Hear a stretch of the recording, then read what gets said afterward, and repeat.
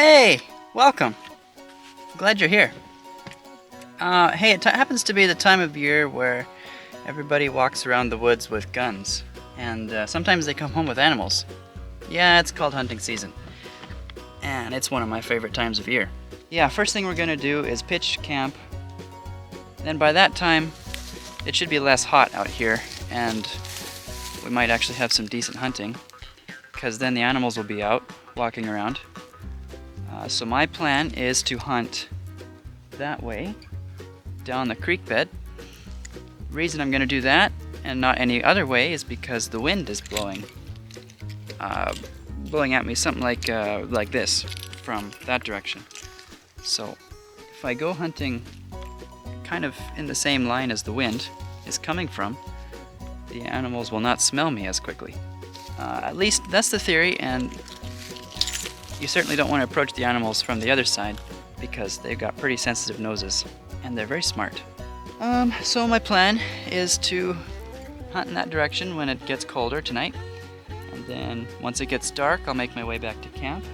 We'll spend the night and we'll hunt a different direction. If I don't find anything, then what we're gonna do is pack up camp, go drive somewhere else and try again. Let's go do it.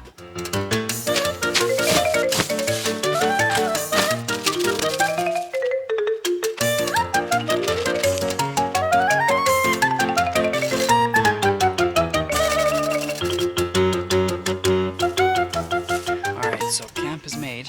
I only have about 2.5 hours of daylight left. 3 maybe. It's such a hot day and I don't like my chances too much. We're hunting elk and they only like to come out when it's cold.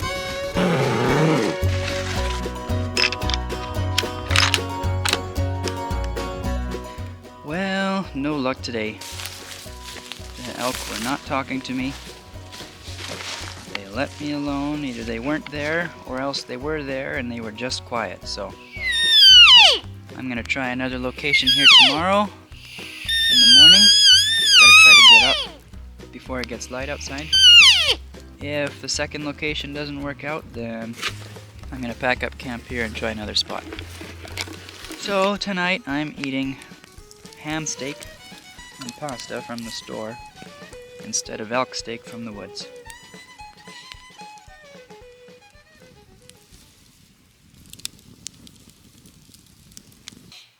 Oh man, I am so lazy. I'm letting it get light outside and I'm still in bed. Also, I'm really disappointed because I think last night I must have dropped my elk calls somewhere in the woods. Get back to camp and have supper and then afterwards find out it's not in my pocket. Which is a real bummer because now I can't do much other than just walk around and use my eyes. So, yeah, I wasn't too excited about my chances walking through the woods, just seeing something, since I don't have any calls to try to get some sounds out of the elk. So, what I did is I just walked a bit down this cut line and sat down at a decent vantage point, and I've been here all morning. The idea being, since I don't have any calls, at least I could use my binoculars and try to spot something if they walk across the cut line somewhere. So haven't seen anything. I wasn't really expecting to anyway, but sometimes you get deer walking across these places, or elk do too if they're on the move.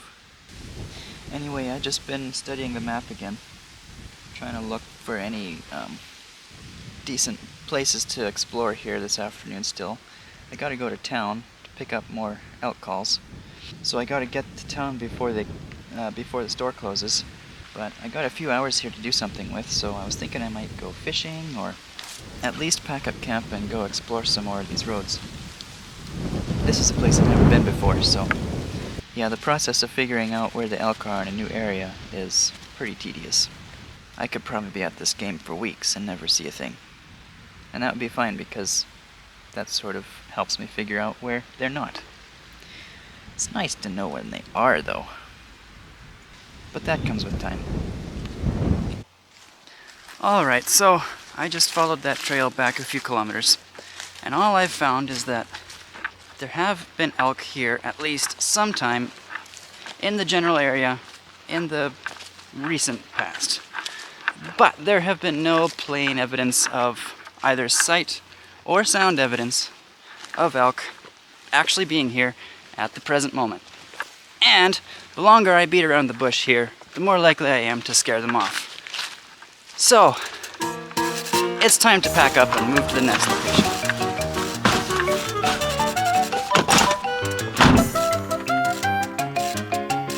Okay, now, there's one in my wallet,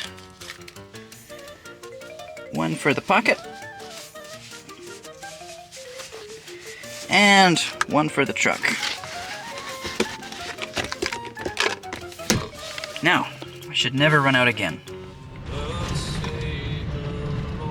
Hey, here's a nice place. I think we'll make camp here.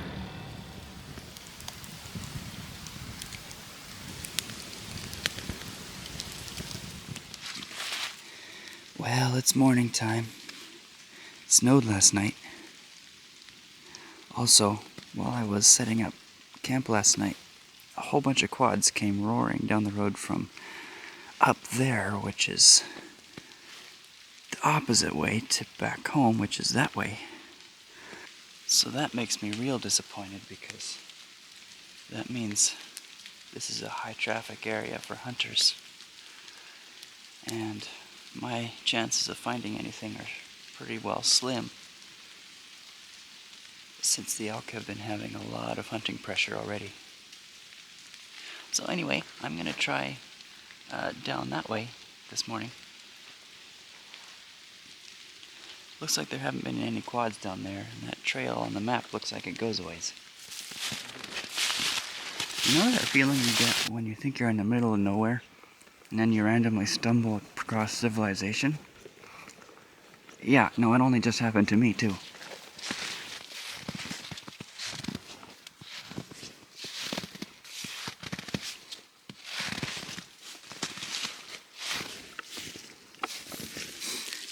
I'm not even wearing shoes anymore. At this point, these are just wetsuits on my feet.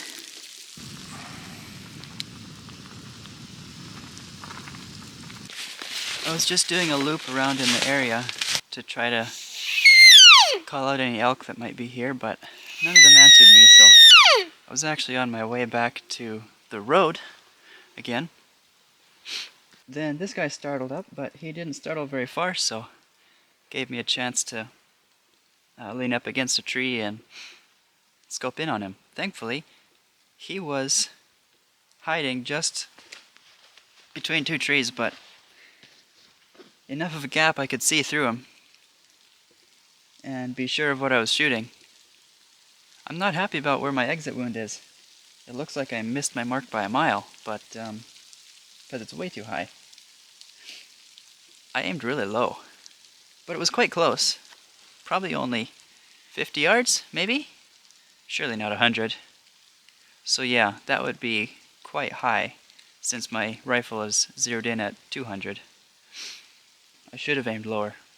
I had to track it a ways, but thankfully I was able to find the blood trail, and the blood trail ended, and I was worried that I'd lost it, but then I found some disturbances in the game trail nearby, followed that, and sure enough, here it is. Thank you, Lord. Okay, now the work begins.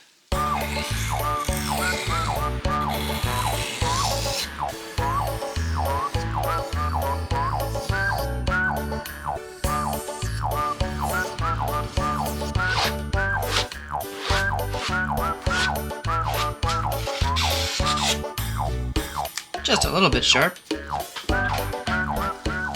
Alright, so I've got it skinned and I got it gutted, and I even managed to string it up to a tree just not quite off the ground, so now hopefully overnight it'll drain and not sit in a pool of blood. Little known fact you probably didn't ask for. Liver, raw, is quite pure of parasites and stuff, and you can eat it.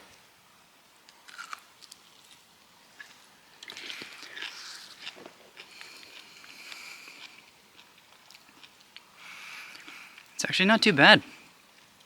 Oh, it takes like a mental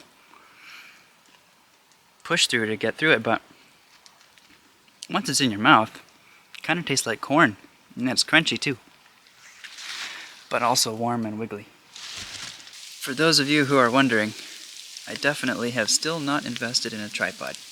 The only organ meat I'm going to keep is the heart, and I'm going to take care of that right away tonight. And also try to get some of my wet gear dried off. Alright, so it's the next morning, and actually it might be noon by now. I've got camp all packed up, and I drove down the road a ways. It's not really a road, it's more of a quad trail. My truck's used to that. Poor clutch. Yeah, I've been doing it a lot. Anyway, so last night the last thing I did is, coming out of the woods, is leave myself a trail of these flags. I gotta go probably about 1 kilometer in the woods back to where I shot the deer and pack it out piece by piece. So let's get started. Yep, still in one piece. Won't be for long though. Alright, so not being a professional butcher, this is about the best I can do. I've got the 2 hindquarters, the 2 front quarters, rib cage, and the neck. Now my plan is, I'm thinking I can probably do this in 2 trips. Once with the rib cage and the front quarters together, and second time with the neck and the 2 hindquarters. We'll see how this goes. Well, that was an experience.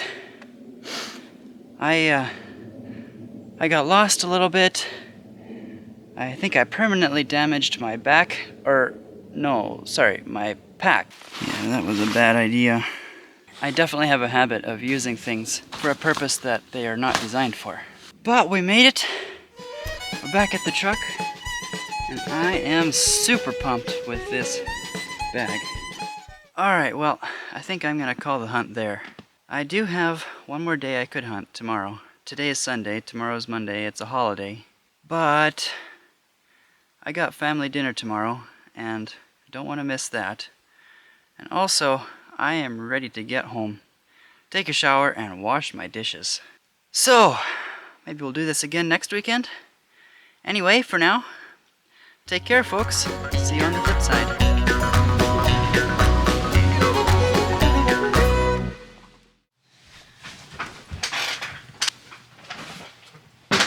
Alright, so I spent like 4 or 5 days in the bush and didn't even have cell service. You know, it's quite peaceful just being there watching the fire instead of scrolling through my socials and everybody's opinions come up and hit you in the face.